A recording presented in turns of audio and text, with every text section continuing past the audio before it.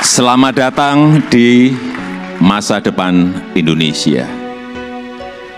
Sudah berkali-kali saya sampaikan bahwa kepindahan ibu kota negara ke Nusantara adalah bukan sekedar memindah gedung kementerian. Bukan itu.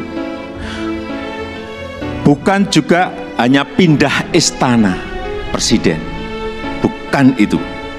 Bukan juga memindahkan gedung wakil presiden ke Nusantara. Juga bukan itu. Bukan itu. Bukan fisiknya yang ingin kita pindahkan.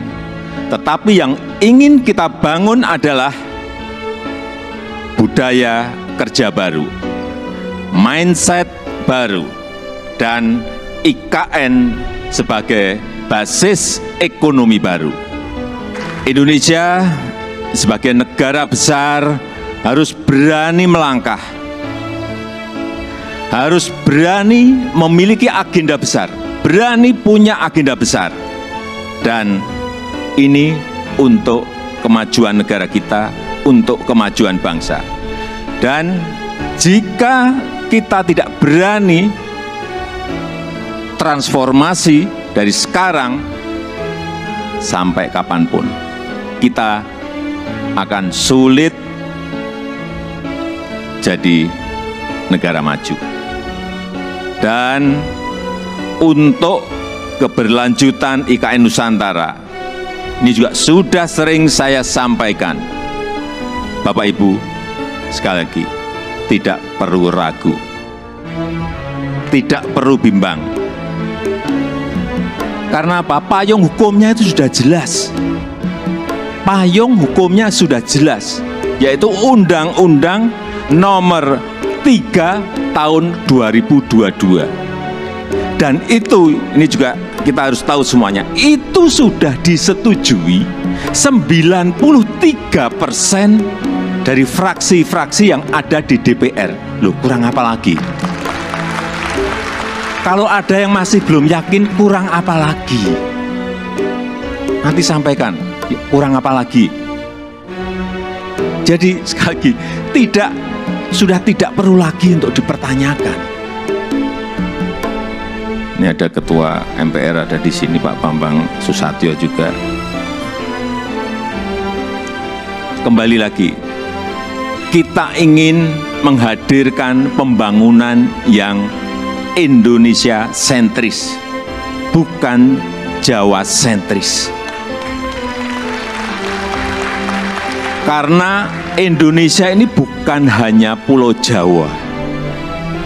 Indonesia ini memiliki 17.000 pulau, 514 kabupaten dan kota, 34 provinsi yang terbentang dari Sabang sampai Merauke, dari Miangas sampai Pulau Rote. Dan ada tapinya, tapi saat ini 58% dari PDB ekonomi kita, dari ekonomi kita terpusat di Pulau Jawa, 58%. Kemudian populasi 56% atau sekitar 149 juta penduduk kita ada di Pulau Jawa, bermukim di Pulau Jawa. Betapa Pulau Jawa ini sangat terbebani dengan jumlah yang sangat besar itu. Itulah kenapa sering saya sampaikan, Indonesia perlu keadilan ekonomi. Sekali lagi, ada 17.000 pulau, bukan hanya satu pulau. Perlu kesetaraan pembangunan, perlu pemerataan pembangunan. Ini yang ingin kita hadirkan, yaitu dengan membangun ibu kota Nusantara.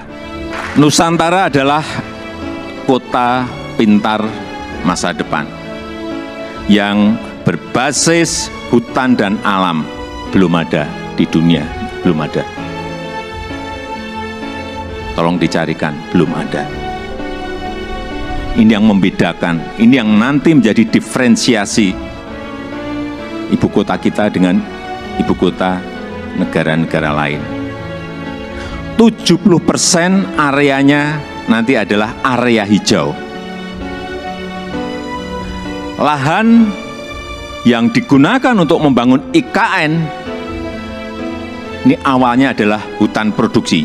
Jangan ada yang keliru bahwa ini hutan alam, bukan. Hutan produksi. Monokultur, artinya di situ hanya ada satu jenis pohon. Dan saya tahu betul pohonnya itu apa. Pohon eukaliptus yang dipakai untuk pulp. Dan ditebang setiap 6-7 tahun.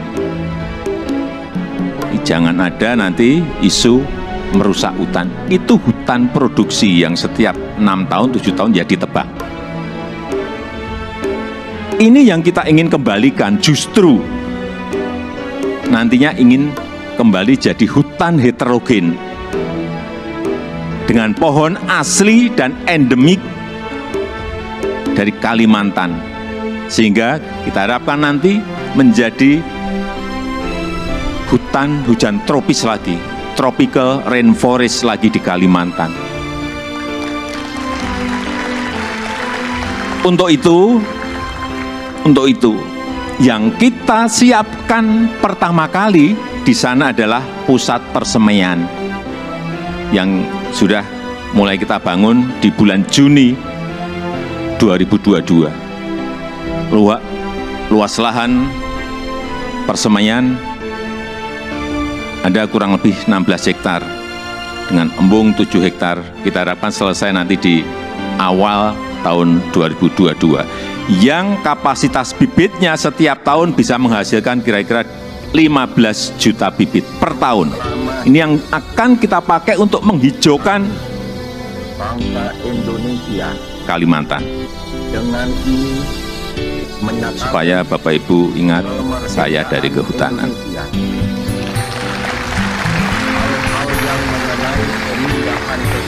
Saya waktu menerangkan di persemaian di Kalimantan dari A sampai Z, ini pohon apa, ini pohon apa, ini pohon saya apa semua. Dan 80% sumber energinya adalah berasal dari renewable energy. Mobil di sana nanti harus mobil listrik. Kemudian 80% transportasinya adalah transportasi umum, autonomous vehicle, tanpa awak dan tanpa sopir. Jadi yang kita hargai di sana adalah pejalan kaki. Yang kita hargai di sana adalah orang yang senang naik sepeda. 10 minutes city. Jarak tempuh kemana-mana itu ada dalam 10 menit. Sekali lagi, inilah showcase transformasi Indonesia. Showcase perubahan peradaban Indonesia. Dan budaya kerja yang ingin kita bangun di IKN Nusantara adalah budaya kerja produktif. Itu harus didukung oleh tata kelola yang baik, didukung oleh manajemen yang baik, didukung oleh implementasi teknologi yang mumpuni. Smart living, smart city, layanan masyarakat lewat aplikasi, akte lahir, akte nikah lewat HP, paperless. Ini yang ingin kita bangun. Jadi Nusantara adalah masa depan Indonesia dan bisa terwujud dengan upaya bersama. Bukan hanya pemerintah yang bergerak, bukan hanya pemerintah, karena memang pemerintah hanya kurang lebih menyiapkan 20% dari budget yang ada. 80% kita berikan kesempatan kepada investor, kepada investasi. Termasuk Bapak Ibu yang kami hadirkan pertama kali pada malam hari ini. investasi terbuka lebar. Bapak Ibu bisa pilih mau di mana, mau investasi di sebelah mana, mau di kawasan inti, ya harganya beda. Di financial center, di kawasan healthcare center, di kawasan education center, di housing area, di tourism area, silahkan. Saya sampaikan ini adalah kesempatan pertama dan kesempatan emas yang tidak akan terulang lagi. Inilah saatnya mencatat sejarah Indonesia dan inilah saatnya melakukan lompatan. Inilah saatnya kita semua menjadi pelaku sejarah Indonesia masa depan.